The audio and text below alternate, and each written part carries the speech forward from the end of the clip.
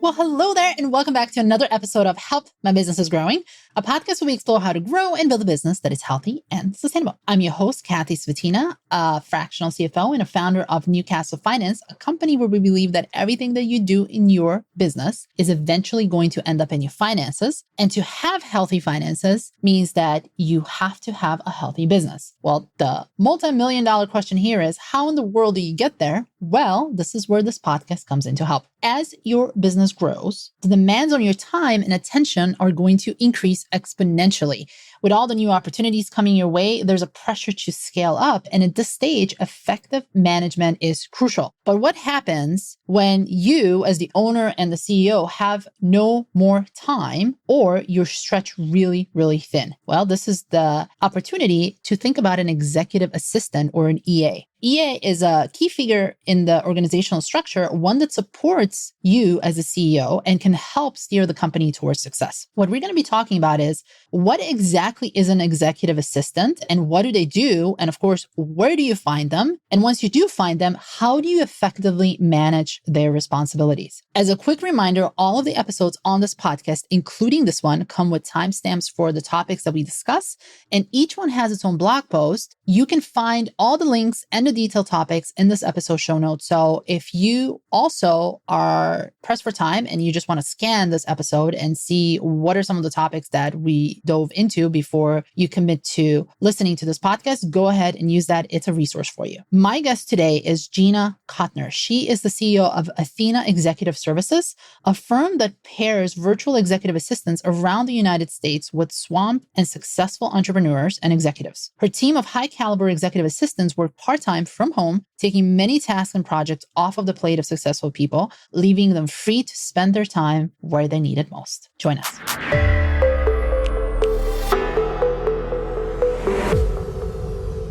Hello, Gina, and welcome to the podcast. Thanks, Kathy. Thanks for having me. Yeah, it's so great to have you here because we're going to be talking about assistants, executive assistants, regular assistants, and then chiefs of staff. So let's dive into this. What exactly is an executive assistant and how do they differ from just a regular assistant? Yeah, well, an executive assistant is a higher level assistant, let's just say. That's for sure. So if you went to a really big company and you went to their website, say like Amazon, and you looked up assistants, you'd find something like admin assistant 1, admin assistant 2, admin assistant 3. And then you'd go into executive assistants, right? Executive assistant 1, executive assistant 2, executive assistant 3. So there are varying degrees of all of that. I think with an executive assistant, what really distinguishes them is their level of business acumen, their level of being able to be what I would call a shoulder-to-shoulder partner with a business owner, an executive. They've graduated from being a task doer, and nothing wrong with task doers because we need those in the world too. So admins, virtual assistants tend to be more, let me delegate a bunch of tasks that you need to oversee, make sure those tasks get done really well. Maybe you need to even explain the 10 steps how to get the task done. An executive assistant I would expect an executive assistant to be much more proactive, much more independent, much more, I know most of what you want done and what I don't know how, I'm going to go figure it out and I'll get back to you if I have any questions, right? They're way more self-managing, self-generative. I would consider them more polished executive assistants. One of the reasons I opened my firm is so people could have the caliber of an executive assistant like somebody might have on the 40th floor of the downtown high rise, right? Somebody who will be your bodyguard of your calendar, sometimes bodyguarding from you. And has got the level of polish that can represent you, that when they say, no, I'm sorry, Kathy's not available on Thursday, how's next Tuesday, that person is taken, seriously. So that's the beginning of what I think starts to distinguish an admin, quote unquote, or a virtual assistant from an executive assistant. So if right now you have an assistant, and what are some of the pain points that you would have with the assistant right now that would tell you, well, I actually need an executive assistant?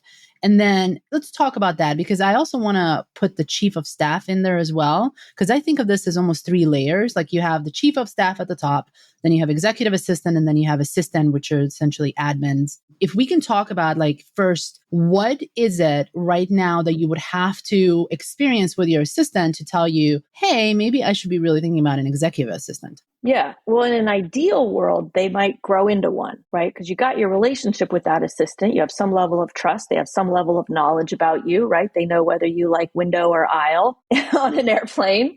They know which credit cards to put things on. They know a lot of basics about you. And in an ideal world, they would grow with you and they might grow into an executive assistant. But let's just say they didn't. And some people have come to us and said, I like my virtual assistant. I like my assistant, but they're not good at certain things. And that's when you realize, you know what, this person can't quite project manage, for example. I can't maybe give them a whole project and not have to oversee them so much. But I'd like to have somebody like that. Okay, now you're starting to look, I think I need an executive assistant, somebody who can take things and run with them and do critical thinking, more critical thinking. Maybe you need a better level of a writer also. Do you need somebody who's going to write on your behalf in newsletters or blogs or to your clients? Does your assistant get the tasks done, but you wouldn't really trust them to be communicating on your behalf? That's when then you want somebody with a higher level of business acumen and business experience. So that's part of where I think you start to realize, okay, I need something else.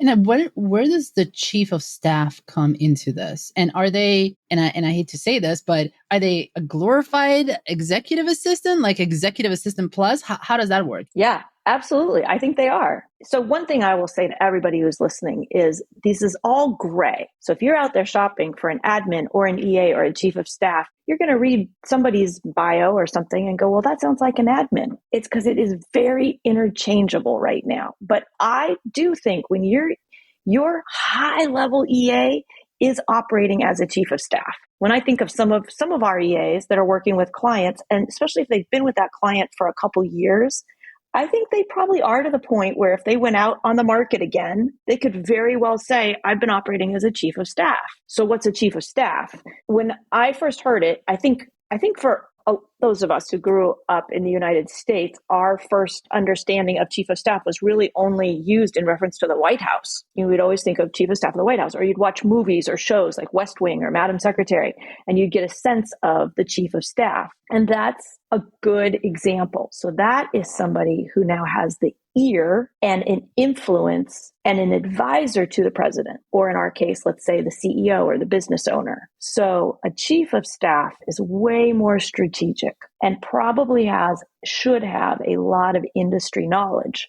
Now, maybe they gain that industry knowledge because they've been your EA for the last 3 years. Or maybe you say, no, I'm just going to keep my EA and now I want a chief of staff. And chief of staffs play an advisory role to a high level executive. So they've got to have industry knowledge that matches yours.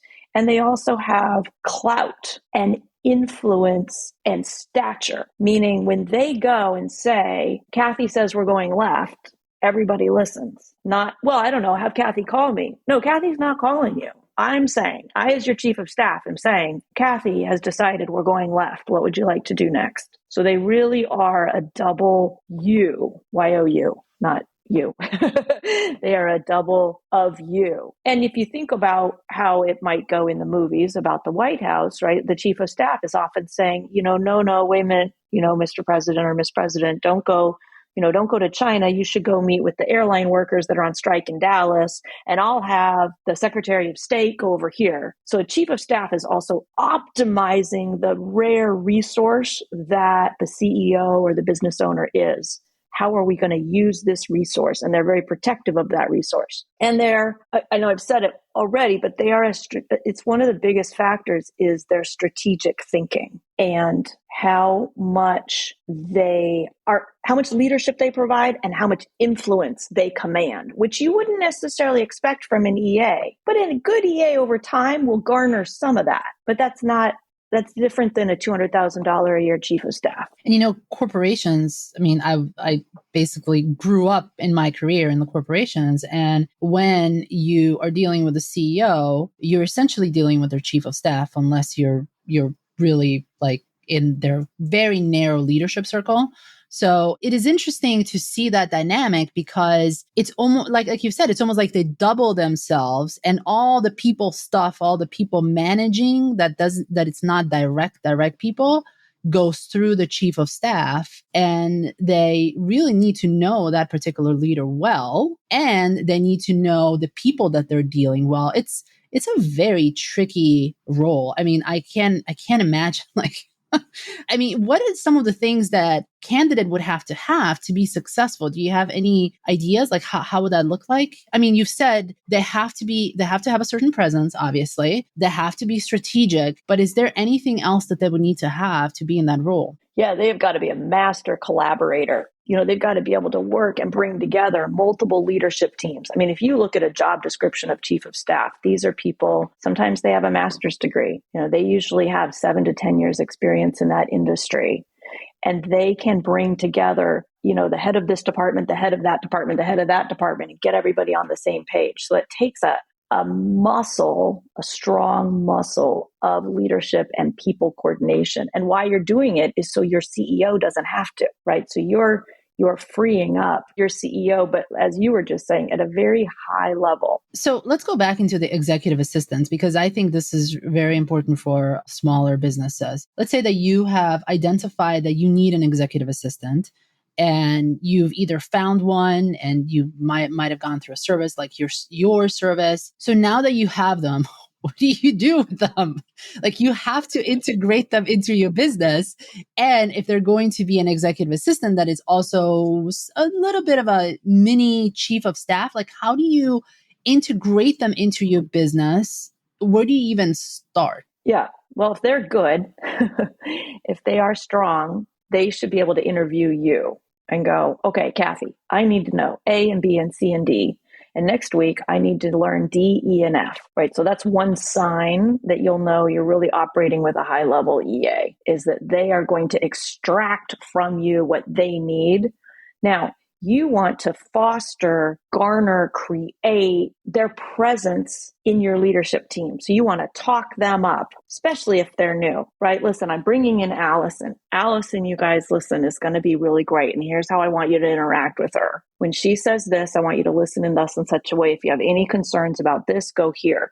So the more you foster and talk up your EA, the more your EA will be able to do. Now, that requires that us as business owners or CEOs, you've got to resist the urge to jump in the middle of their work, right? So that EA is now maybe working with your head of marketing or your head of operations, and they're working through something. Don't you now go dive in there and make it easier for them. Let that EA work that out and build that relationship with the heads of different departments around you. And it leaves the EA feeling trusted, supported, respected. Like, I know my CEO trusts me to get this project done with this person, and I'm going to go do that. They're not going to swoop in here and intervene. At the same time, you want to be super available to your EA and say, listen, Allison, if you run into any issues with any of these people, come to me, right? I'm going to help you, but I leave it to you to come to me. I'm not going to intervene in your work. You come to me if you run into a hiccup with somebody and you need support in getting over a hurdle with somebody. But the more I send people to my EA, the more my EA feels strong, and the more people know I trust my EA. And when people know I trust my EA, then they start trusting my EA. Yeah, you have to model that in front of your employees and in front of the company, because if you don't, then they just think that it's just another admin, and they to really get to you, they actually have to get to you versus through your EA. But I'm thinking of this in terms of, how do you decide what the responsibilities are going to be? Because if you have this growing business, you have a laundry list of things that you need to be doing, and you cannot be in all places at once. Like, what are some of the responsibilities examples that you have seen EAs do? And is it specific per leader and per the business, or is it like almost like a paintbrush type of responsibility that particular job does? because I am interested in this because I have seen business owners that I work with really struggle with, I have to book my travel. Then I have all these emails and I have to make sure that I have all these meetings with all these people in my business. Like there are all these things that they need to do, but what are some of the core responsibilities that an EA should really be doing? And for example, what are some of the extra things that you can give them to help you out? Yeah, I'd say 75% of what every EA is going to do is going to manage your travel, manage your calendar, manage your inbox, probably oversee things having to do with social media. If you're a smaller company, if that's not housed under a bigger marketing department, project manage all kinds of odd projects. It's really, that's the other 25% of it, right? So you've got what I'd call garden variety EA work, calendar, inbox, CRM updates, all that admin work. But when they're a high performing EA, they manage that in half their time. Their other half their time is probably specific to your industry. And that's something you want to work out with them. What do you need when you're the hirer, when you're the boss? You want to say, listen, Mr. or Miss EA, here's the other categories of work I'm going to look for to be done. These are the kinds of projects I'm going to want to delegate. Is that in your zone of genius? Because the other 50% of what a high-level EA does, man, it could be everything from planning all the holiday gifting and all the corporate retreats. They could be a huge event person. They could be a great person that loves all things creative and marketing. It all depends. And the more you know about what you want, the better. And honestly, any business owner, any CEO, I would start a list of what you hate doing and what you're not good at. Those would be the things that are on the top of the list. Listen, or I should do this. I would be the best person to do it, and I hate doing it. So Allison, is that something you can take off my plate? That's really good. And, I like to go really deep into specific topics in this podcast, and listeners know this. So I am going to latch onto this managing inbox as a task for your EA. How in the world do you do that? If you could give us some tips. Yeah. So, and I think if we interviewed all the EAs on my team, they'd all tell you something a little bit different, but that would be an excellent interview question when you interview an EA. Say, listen, what the heck when I let you into my inbox, what do you think you're going to do? Right? Because there's a lot of different ways to solve that. Here's the point though, is that you, at any level in a company, if somebody's managing your inbox, how you know it's getting done well is you wake up, you go into your inbox or the folder that says Kathy or the folder that says Gina, and what actually needs you is there. So the EA's job is to figure out how to get all that other stuff that doesn't need you out of there. And that's what they do. Now they could do that sometimes through automation. There's a lot of automation that can help them with that. Maybe they're forwarding it off to who needs to get it forwarded to. But your inbox becomes a time suck that can be as bad as Facebook, because a lot of people just get in there and you start at the top. But what's at the top doesn't mean that's what needs you the most. It's maybe this email that's been sitting there since Tuesday. That's what really needs you. So your EA's got to have a filing system or an automation system that they've set up and that they've taught you or told you, here's where you're going to go, Kathy. Every morning, you're going to go here. In my world, I like it where everything is parsed out and all I'm looking at in my inbox are those 3 emails that actually need my brain. So it's essentially what they're doing is they're triaging your inbox, making sure that what really needs to be done is at the top. And then they're asking really, do you need to do this or can even I do that? And let's say, would they be responding to emails on your behalf? And if they are, how would that look like? Would that be then, for example, if I have an EA that it's responding on emails on my behalf, would still be sent by Kathy? Or it'd be sent by Allison, EA, to Kathy? Because we want to be ethical when we're sending out emails and we want to be transparent that this really didn't come from me. It came from an assistant. Yeah. So that is up for you to design. And that's a very good question, right? Some EAs, you might start off with, no, they're not ghostwriting as you. That is a high level. Right? I go and I write on your behalf and nobody knows that I'm writing on your behalf. Okay, that would be after we have a lot of trust. I trust your writing. I trust your timing. I trust your tone. You are a double me, but you're a double me in writing, not just in the way you think. You can write like me. You sound like me. Now, a step before that might be, hi, Joe, this is Allison writing on behalf of Kathy. And how we'd like to, and here's our response to your email, Joe. Thank you so much. They're out loud about being you. Now, they could be in your inbox saying that, right? So my email is coming from Kathy, but at the beginning of the email, it says, hi, Gina, this is Allison responding to you for Kathy. A degree below that might be Allison is writing from Allison's own inbox and they're CCing you. So Allison has jumped in to the conversation and said, Joe, and Joe can see that Kathy is CC'd. So Joe knows you have your eyes on this. He's not like, why is this person talking to me? I've never met Allison. Why?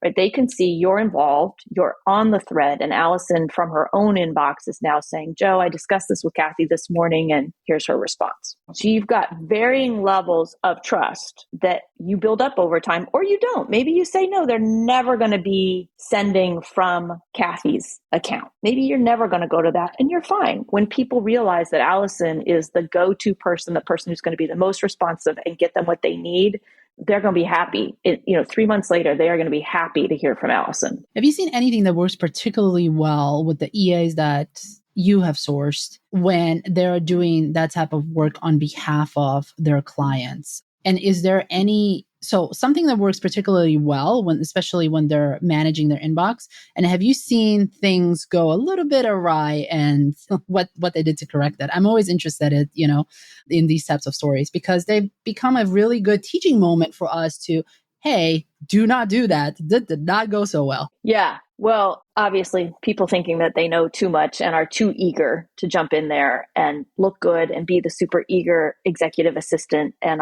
don't have the whole picture, right? They don't have the whole story. A good intermediate step there is because I just thought about this in regards to what we were just talking about. You could have a folder where the drafts are. So your EA has drafted 5 responses, and every day by, close of business, you go in there, you look at them and go, yep, that's what I want to say to Joe, send. Psh, yep, that's what I want to say to so-and-so, hit send. They have drafted for you all your responses. They are not sent. And you go and you hit send on them. Or you add that extra sentence. Hey, I'll see you at the golf game on Sunday. Hello to your wife. But you add the little things that maybe your EA doesn't know you're golfing on Sunday. Okay. But they've done 90% of the work. But yeah, writing on behalf of people obviously comes with risk. And this is what makes me nervous because my assistant, she writes sometimes for me. However, it's very clear that that's her, but I still want to make sure that what she's saying is actually in the type of tone that I want. And so I'm always I think I'm always balancing this fine line between micromanaging and actually managing to make sure that it's done the right way. So, for someone who I definitely do not want to be a micromanager. Obviously, I think it's a waste of time and effort, and it just takes you into so many bad directions. But that's that fine line between how much should you really manage someone, and maybe there's a certain period of onboarding for the first year you are a little bit more careful, and then you let them go. I mean, what are your thoughts on that? Yeah, definitely start out tight. Really close with them in the very, very beginning, particularly in the first 30 to 90 days, you're really close and you're correcting everything. So you've got to create with them in the beginning. Listen, in the next 30 to 90 days, I'm going to correct everything. It's not personal. I am not, quote unquote, calling you out. I am not throwing you under the bus. I am not doing any of that. I'm making you as close to a double me as possible. And you, as the boss, will find things along the way that you'll realize, you know what? I'd actually like you to end every email like this. I'd actually like you to start every email by saying, thank you so much for your note. You will discover for yourself the things you do that sound like you. They're hard to see at first because you're just you. You've just been writing as you for so long. And then you realize, you know what, Allison, will you please always say good morning, good afternoon? I don't know, whatever is your tone, right? But course correct early and often, because if they get in a habit in the first 30 days that's a little off, that habit is going to get ingrained. But if you create the context with them in the beginning about why you're going to be correcting them so much and coaching them, and I would even do it in the hiring process. We really make sure in the hiring process, you've got to want to be coached. If that ruffles your feathers, if that offends you, we are not a good match for you. Because a really good EA is like, oh, tell me any mistake I made. How could I make it better? They're hungry for that.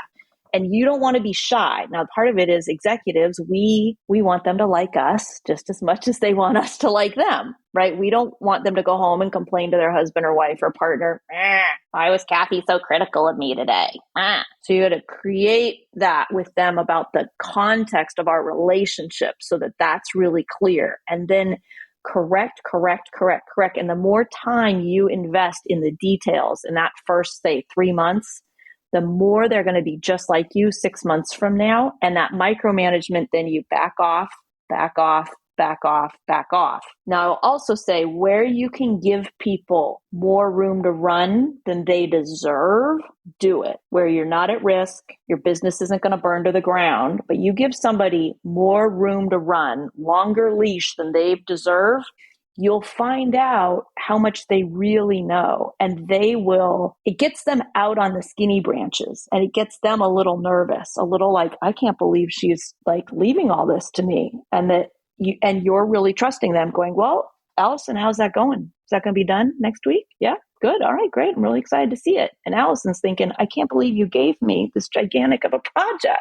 But then you find out, wow, okay. You learn a lot. You go, wow, she knows more than I thought she did. Or, she's really good at this, but boy, she does actually miss the mark over here. So sometimes give them more than you think they deserve so you can find out where their strengths and weaknesses are. Yeah, you're stretching their skills. And I think what I've also seen is when you do that, people appreciate it because you do trust them with it. They might have some issues, but then you can also see how they react when they are not in their comfort zone. Do they learn? Do they ask for feedback? Are they eager to learn more? How do they react when things don't go well? I mean, these are all the things that you really need to know as a business owner, because as the business grows, there are going to be more and more situations like that. And you're going to need to have people in the business that feel uncomfortable when things grow, but they're able to manage it in these small steps. And you said something about, during the onboarding process, you ask certain questions to figure out whether this is a good EA for you or not. Are there any particularly good questions that you can ask when you're interviewing someone to see if there's a good fit? Yeah.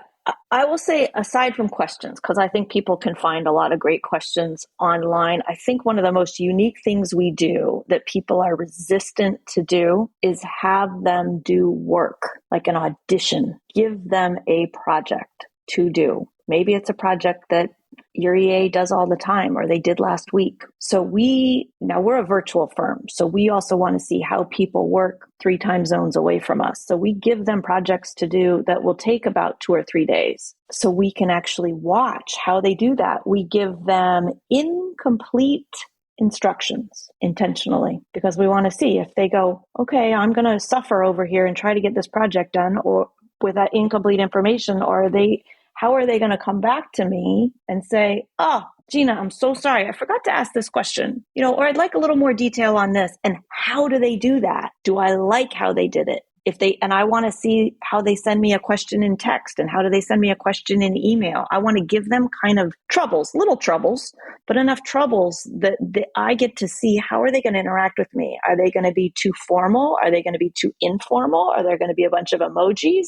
And it's interesting because I work with a lot of business owners also in mastermind groups and stuff, and they are resistant to, they don't want to do that. I think because they're kind of in a hurry to hire or they want to make sure this person really likes them. But no, make them do some test run projects. For example, we give them a travel itinerary to build. And it was a real itinerary that I really did as an EA 8 years ago. And we say, here it is. And also sometimes you'll be blown away when you give people, back to our other conversation about a lot of bandwidth to run. Sometimes you'll be like, wow, I actually never thought about that project getting done that way. That's pretty awesome. Thank you. You'll be surprised. So same thing when you have your applicants do exercises, we call them exercises, or audition type things. Sometimes you'll be surprised. You'll be like, wow, I never thought about somebody texting me a grid of the flight options between this date and that date with the number of stops, the total duration time, the price, the differences. Like I just got this grid recently last week because I had to have a flight change. And I thought, that's awesome. I would never even ask. I wouldn't have even known to ask for it. They made up that would be useful. Now that I've had that, I forever want that. So that's a big thing, is to just have people make them do some work. versus talk about the work they've done. Because in an interview, mostly people are just there to make you love them and think that they're brilliant at all things. But you want to see how they work and see if their line of thinking lines up with you. Now, it doesn't mean that you wouldn't hire them. You might go, but at least if you hire them, I'm going to have to work with them on that thing. You've already discovered their strengths, some of their strengths and weaknesses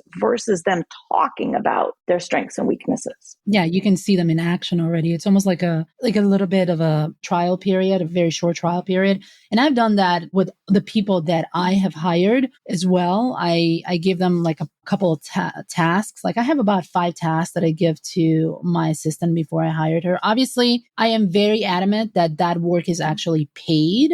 So I do pay them for like the day's work, especially if it's a little bit more involved, because I do want to make sure that, they get compensated. And a lot of times what I would do if, for example, I like 3 candidates or maybe 4 candidates, I really like them, but then I have to decide which one I like better. I would do those trial periods because that gives me an indication of, how they're really going to be out in the wild when they're working for me. And it's interesting how much you can see from someone's work just by doing these trial periods. And it's so easy to see, oh, this person, we're not going to be a good fit because of these particular things that they're doing. And maybe sometimes they don't even ask for feedback. I don't like that either. And I've had a candidate, for example, who was really starting to feel resentful that I gave her feedback. So I'm like, that's not going to work. I mean, but it does take time. And I can see why the business owners don't like that is because it takes time. However, it saves you time and money on the back end because now you have a person that's a good fit for you versus having someone in, hurry. And then you're like 3 months later, I'm like, this was a terrible, terrible fit. Exactly. So you're either going to pay now or pay later, right? You're going to invest time on the front end or the back end. Yeah, exactly. Yeah. And usually it's cheaper to do it in the front end versus in the back end when now you have to go through the entire process yet again. And they have somehow been embedded into your business already and they have changed the culture. I mean, there's so many things that can go wrong with this. Yeah. You might even give away parts of it to your team. A, then you don't have to do as much. And B, they get to interact with different people. Our vetting process is like 8 steps long and different people on our team take different steps, partly so that the applicant is interacting with different people on our team. They sound different. They look different. They're from different parts of the country. They have a totally different vibe, all these people that people interact with. But you could also give that away and just see, how you could stand back and even watch, how does this applicant interact with these exercises with somebody else on my team? So Gina, obviously, because I'm in finance, and that's one of the things that I'm always going to ask is if someone is thinking of hiring an EA, what is the budget that they should be budgeting for it? Obviously, it's going to change and there's going to be a range between where you are, where you're hiring them. But what is the realistic budget that they should be putting in their financials if they want an EA? Any guidance on that? Yeah. Well, I'll be super transparent. I'll tell you exactly what you pay in my firm, and then we can kind of expand from there. So my firm is part-time, virtual, high level, minimum of 10 hours a week. And we would charge $55 an hour. So you're looking at a budget of, $2,200 a month, something like that, a little over $2,000 a month. Now that's a 10-hour a week virtual EA. And we're probably on the higher end of terms of United States agencies. So if you're looking for something that's virtual and EA, that's going to be the higher end in the United States. You want a full-time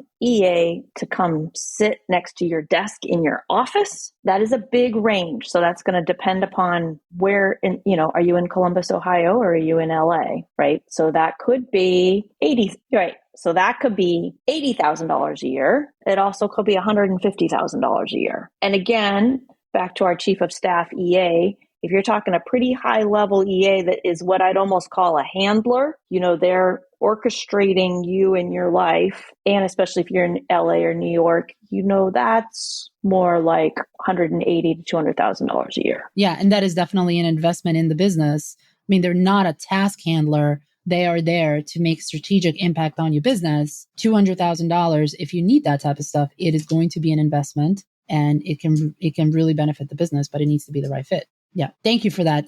As I always say, I like to put the numbers in so that people have directional idea of how much it actually costs and whether they can afford it, they can't afford it, whatever they want to do with that. But that they can see, you can be from $55 an hour all the way to 250,000 if you go into a chief of staff. And big difference between whether they're going to be your employee, whether you're going to hire a firm like us. Now we're just a vendor, right? So do you want a vendor? Do you want them to be under your wing? Maybe you want them to come from a vendor like me, an agency, and then you have the option to hire them away later. That's a whole other opportunity. So then you would just pay, in our firm, you'd pay a conversion fee based on how long that EA had been with you. So if that EA had been with you only 6 months, you're going to pay like $15,000. If that EA had been with you for, say, 2 years, I think you'd pay us like $8,000, something like that. So the longer they've been with you, the lower the conversion fee to take them away from that agency and make them your own employee. And before we end, I do want to ask you, what is the benefit of the pros and cons that we could talk a little bit about hiring someone yourself or going through the agency? Yeah. So if you pay an agency, you're paying them to give you a known quantity. So they do the vetting, the screening, the applicant process. They should be, in my opinion, this is how we operate. We're accountable for that person's performance. In my agency, they have a performance coach. So whatever you throw at them, your job is just delegate, delegate, delegate, delegate, delegate. They've got a coach to go run to that says, what's that software that Kathy's using? Oh yeah, okay. We got 3 people on the team that have used that. Do you want to talk to one of them?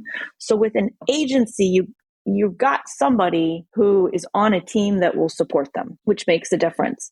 But they also belong to the agency. They don't belong to you. So in some cases, that's a real relief. Like, oh, thank God, I want somebody else to deal with whether or not they're feeling sick and whether or not they're happy or sad or what sort of mood they're in. I want to just delegate, delegate, delegate. Because that's on us. But that's also why you're paying, top dollar for that. Now, if you want to do just like any DIY project at home, right? If you want to do the vetting and the screening and the interviewing and the performance coaching, then you do that, right? And there's going to be pros and cons to either. Some people will be like, oh, I love that. I'm great at that. Other people think, God, I hate that. I would just be awful at that. So it has a lot to do, I think, with your own personal preferences and strengths. Yeah, it's interesting. Like I have tried the agency route and I have realized that I personally, even though some people love the agency because you don't have to deal with like performance reviews, you don't have to, like they actually have someone to go to, as you've said. But I did not like that because they absorb the culture of the agency versus my company's culture. And there's a way of how I want my employees to be treated.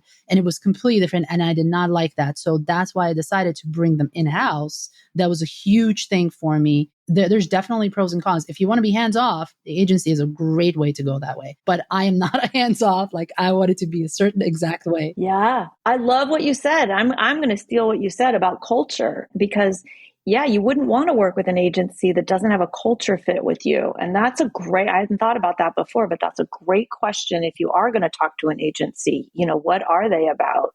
And because they are all very different. For us, we're crazy about people's wellness. Well, how would you ever know that? We're just all about, we want people to really be thriving mentally, emotionally, physically. And we won't let people work themselves to the bone in the name of the client. No, the client wants a healthy, happy, productive person. So you should take the next 2 days off, so that who's then working in that inbox on Monday is not somebody who's haggard because they just spent 2 weeks getting over the flu. They're well. So anyway, really great point about culture fit. That's great. So Gina, we have spent 40 minutes talking about the EAs and chief of staffs and assistants. If someone is looking at hiring an executive and assistant, obviously they can go to you and you could do that for them. But what is the next step that they can do to figure out whether they're ready for an executive assistant or whether they actually need one? What would you say to them? Yeah, I would say if you don't have one today, start writing a log. Just right now, you can just, open up your notes app or something and just start making a log of the things you might give away, things that are repeatable. You don't like to do them. You're not great about doing them. You start writing all that down. It really is a numbers. It's a return on investment. How much of that are you willing to give away? And if you start to envision giving away, say, 10 or 20 hours a week worth of work, what would you then be doing? Because that's the $1 million question. I mean, you'll go find an EA, you'll delegate work. Well, what are you going to do with that time? And then you'll know when it's right, called, oh yeah, I should be writing that book. Oh yeah, I should be moving on to these other areas of my business that I said I was going to do. This is ridiculous. Why am I the person that's managing my inbox? So you want to be able to see both sides. What would I give away? And then what would I do? And you'll know when it's the day. I mean, I'd tell everybody today, stop doing that stuff that's not the highest and best use of you today. But you'll know when that's right. And also, you don't have to do something in the business. You can just spend more time doing other things that you love, or spending time with your family, or just doing nothing. There is a lot of value in doing nothing. Yes, because then who goes back to work tomorrow is awesome. They are a great company leader. They're a great person to work for. This is why I now work 10 hours a week. And the 10 hours a week I work is really great, but that's because I've delegated everything else. Yep, exactly.